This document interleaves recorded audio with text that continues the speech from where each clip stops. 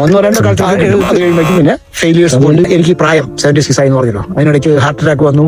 കാലം എന്റെ ഫാമിലിയിൽ നിന്ന് മാറി എന്റെ മകനെ ഏൽപ്പിച്ചിരുന്നു കാര്യമായിട്ട്. നിങ്ങളുടെ എക്സ്പീരിയൻസ് ഫാമിംഗ് ചെയ്യുന്നത് മാത്രമല്ല, ഞാൻ പറഞ്ഞു കൊടുത്തതിനേക്കാൾ നല്ല കർഷകരായി ഇപ്പൊ മാറി നല്ലപോലെ കൃഷി ചെയ്യുന്നുണ്ട്. New comers, B cautious. The present situation, input cost are more unstable ആയിട്ട് കുറഞ്ഞുകൊണ്ടിരിക്കുന്നു. പ്രത്യേകിച്ചും it is profitable. Put your eggs all in a single basket together and learn. First, don't make the mistake I made jumping into the farming without knowing. Learn it. Go to them, not from the officials and scientists. Go to the farmers.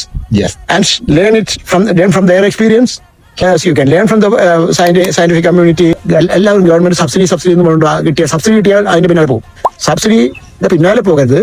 You do the business, and whatever subsidies come on the way, you can take it, no problem. Don't need subsidies. Don't do culture for because you are getting subsidy.